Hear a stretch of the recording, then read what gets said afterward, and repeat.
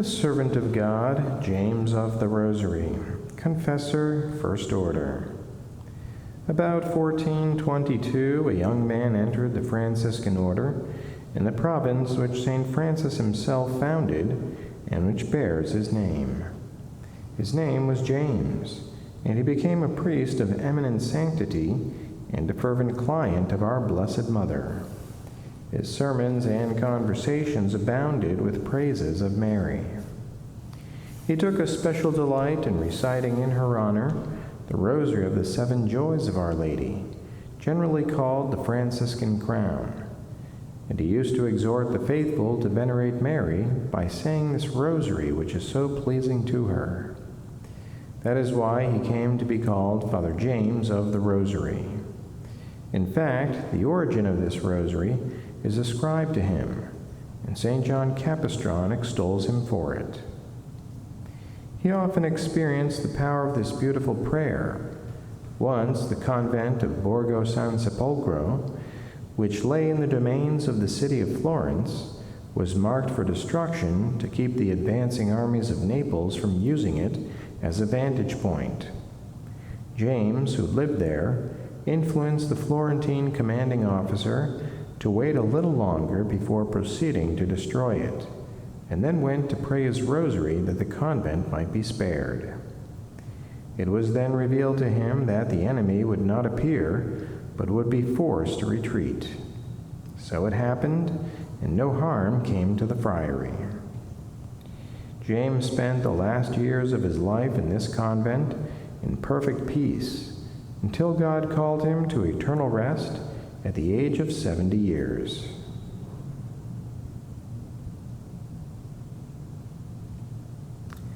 On the Franciscan Crown. The Blessed Virgin herself pointed out that the Franciscan Crown, like the usual Dominican Rosary, is a devotion pleasing to her. The annals of the order state that a young man, it is generally believed that it was James of the Rosary, who entered the order, had been a fervent client of our Blessed Lady, and had decked her statue daily with a wreath of flowers. Since he was not permitted to continue this practice in the novitiate, he thought of leaving the order. But first he knelt before the statue of Our Lady to say a prayer. There the Blessed Virgin appeared to him and said, "Remain here, and do not grieve because you can no longer weave a wreath of flowers for me. I will teach you how you can daily weave a crown of roses that will not wither, and will be more pleasing to me and more meritorious for yourself."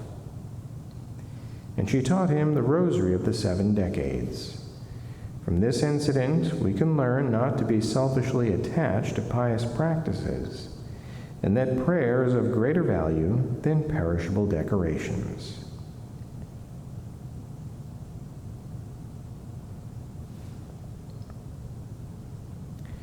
Consider the fragrant roses that make up the Franciscan Crown.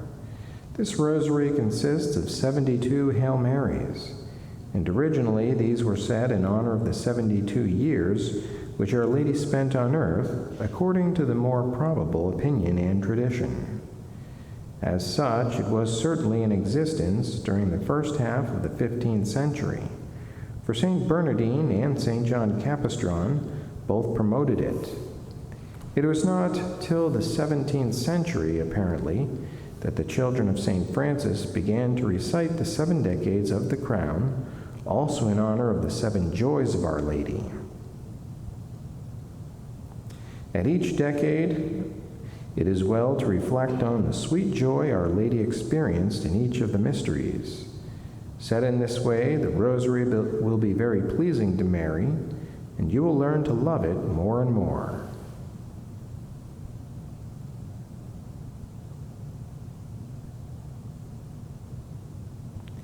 Consider how effectual this Rosary has proved to be. The servant of God James experienced its good effects even in his lifetime, and throughout the history of the Franciscan order, blessed results have often been ascribed to the praying of the Crown.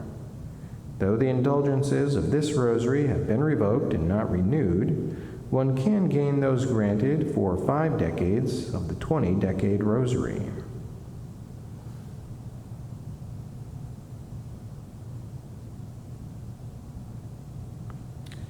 Prayer of the Church.